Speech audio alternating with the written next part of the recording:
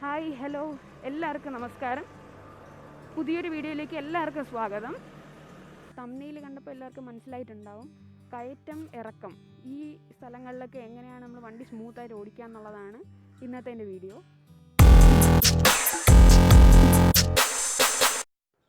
ഇപ്പം നിങ്ങൾക്ക് കാണാൻ പറ്റും ഇത് അത്യാവശ്യം നല്ലൊരു സ്ലോപ്പാണ്.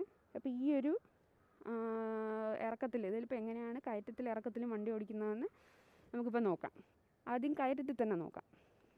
ഒരു കയറ്റത്തിൽ കയറാൻ വേണ്ടിയിട്ട് നമ്മൾ ആദ്യം ആക്സിലേറ്ററിന് കൊടുക്കുക.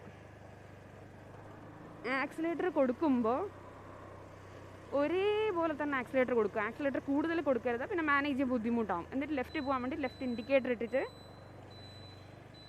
ഇങ്ങനെ വളഞ്ഞ് കയറിയാൽ മതി. അപ്പോൾ കയറ്റം കയറുന്ന ഒന്നും കൂടെ കാണിച്ചു തരാം. ഈ പോകുന്ന ഈ സ്പീഡിൽ തന്നെ കയറ്റത്തിലോട്ട് പോവുക. ഈ സ്പീഡിൽ തന്നെ കയറ്റത്തിലോട്ട് പോവുക. ആക്സിലേറ്റർ ചെറുതായിട്ട് കൊടുത്തിട്ട് ബ്രേക്ക് ഇപ്പോൾ കൊടുക്കണ്ട. ആവശ്യം വരികയാണെങ്കിൽ മാത്രം ബ്രേക്ക് അപ്ലൈ ചെയ്താൽ മതി. എന്നിട്ട് റൈറ്റ് ഇൻഡിക്കേറ്റർ ഇടുക. കയറ്റം കയറുമ്പോൾ എപ്പോഴും രണ്ട് സൈഡും നോക്കുക. എപ്പോഴും നമ്മൾ വണ്ടി ഓടിക്കുന്നത് പോലെ രണ്ട് സൈഡും ക്ലിയർ ആണോ നോക്കിയിട്ട് വേണം മേലോട്ട് കയറാൻ. ഈ സെയിം സ്ലോപ്പിൽ തന്നെ ഇറങ്ങുന്നത് എങ്ങനെയാണെന്ന് നോക്കാം. നമ്മൾ ഇറക്കത്തിൽ പോകുമ്പം റൈറ്റ് സൈഡിലെ ബ്രേക്ക്, അതായത് ഫ്രണ്ട് ബ്രേക്ക് അപ്ലൈ ചെയ്യരുത്. കാരണം ഫ്രണ്ട് ബ്രേക്ക് അപ്ലൈ ചെയ്താൽ ഫ്രണ്ടിലെ ടയറിൻ്റെ അവിടെ വന്ന് സ്റ്റില്ലാവും. അവിടെ കൊണ്ട് ബാക്ക് സൈഡ് പൊങ്ങും. അതുകൊണ്ട് എപ്പോഴും ലെഫ്റ്റ് സൈഡിലെ ബ്രേക്ക് മാത്രം. ഞാൻ ബ്രേക്ക് വിടുമ്പോൾ തന്നെ ഫ്രണ്ടിലോട്ട് മൂവ്മെൻറ്റ് കണ്ടോ. അപ്പം ഇറക്കത്തിൽ നമുക്ക് ബ്രേക്ക് മാത്രമാണ് ആവശ്യം, ആക്സിലേറ്ററിൻ്റെ ആവശ്യമില്ല. ഇപ്പം ഞാൻ ബ്രേക്ക് മാത്രമേ പിടിച്ചിട്ടുള്ളൂ. അതും ഫ്രണ്ട് ബ്രേക്ക് മാത്രം, ബാക്ക് ബ്രേക്ക് മാത്രം. ഇപ്പോൾ ബാക്ക് ബ്രേക്ക് വിട്ട് ഞാൻ കാണിച്ചു തരാം. ഉണ്ടോ, ബ്രേക്ക് ഇല്ലെങ്കിലും മൂവ്മെൻറ്റ് നടക്കും. പക്ഷേ ബ്രേക്ക് പിടിച്ച് ബാക്ക് ബ്രേക്ക് പിടിച്ച് തന്നെ ഇറക്കത്തിൽ വണ്ടി ഇറങ്ങുക. ഫ്രണ്ട് ബ്രേക്ക് യൂസ് ചെയ്യരുത്. ഇറക്കത്തിൽ നമുക്ക് ബ്രേക്കും കയറ്റത്തിൽ ആക്സിലേറ്ററുമാണ് ഇമ്പോർട്ടൻ്റ് ആയിട്ടുള്ളത്. ഇപ്പം ഇത് നമുക്ക് സ്പീഡ് ബ്രേക്കർ അല്ലെങ്കിൽ ഹമ്പ് എങ്ങനെയാണ് അതിൽ കൂടി പോകുന്നതെന്ന് നോക്കാം. അത് നമുക്ക് ബ്രേക്ക് പിടിച്ചും ബ്രേക്ക് പിടിക്കാതെയും സ്പീഡ് ബ്രേക്കർ കടന്നു പോവാം. ബ്രേക്ക് പിടിക്കാതെ എങ്ങനെയാണ് സ്പീഡ് ബ്രേക്കറിലൂടെ പോകുന്നതെന്ന് ഇപ്പോൾ ഞാൻ കാണിച്ചു തരാം. ഞാനിപ്പോൾ ഈ പോകുന്ന സ്പീഡ് അനുസരിച്ചാണെങ്കിൽ ബ്രേക്ക് പിടിക്കേണ്ട ആവശ്യമില്ല.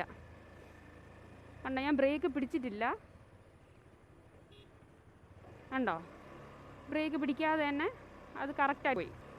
ഞാനിപ്പോൾ കുറച്ചും കൂടെ സ്പീഡ് കൊടുക്കുകയാണ്. സ്പീഡ് കൊടുക്കുമ്പോൾ സ്പീഡ് ബ്രേക്കറിൻ്റെ അടുത്ത് എത്തുമ്പോൾ എന്തായാലും ബ്രേക്ക് പിടിക്കേണ്ടി വരും.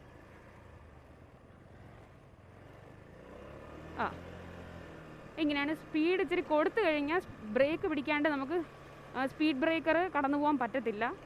എന്നാൽ സ്പീഡ് കൊടുക്കാണ്ട് ഞാൻ ആദ്യം പോയതുപോലെ സ്ലോയിൽ പോവുകയാണെങ്കിൽ നമുക്ക് ബ്രേക്ക് കൊടുക്കാണ്ട് തന്നെ സ്പീഡ് ബ്രേക്കർ കടന്നു പോവാം.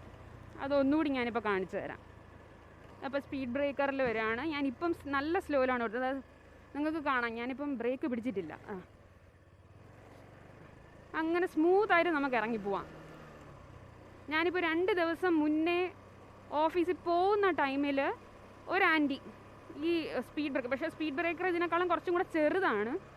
ആ സ്പീഡ് ബ്രേക്കറിൻ്റെ അവിടെ ഒരു ടയർ കയറി, മറ്റേ ടയർ കയറിയിട്ടില്ല. എന്ന് വെച്ചാൽ വണ്ടി ഈ സ്പീഡ് ബ്രേക്കറിൻ്റെ നടുക്കായിട്ട് വണ്ടി അങ്ങനെ നിൽക്കുകയാണ്. എന്നിട്ട് കാല് വെച്ചിട്ടാണ് അവർ ആ സ്പീഡ് ബ്രേക്കർ കയറിപ്പോയത്. അവർക്കൊരു ബാലൻസ് ഇല്ലാത്തത് കൊണ്ടാവും, അല്ലെങ്കിൽ സ്പീഡ് ബ്രേക്കറിൽ എങ്ങനെ വണ്ടി എടുക്കാം എന്നുള്ളത് അറിയാൻ പാടില്ലാത്തത് കൊണ്ടാണ്.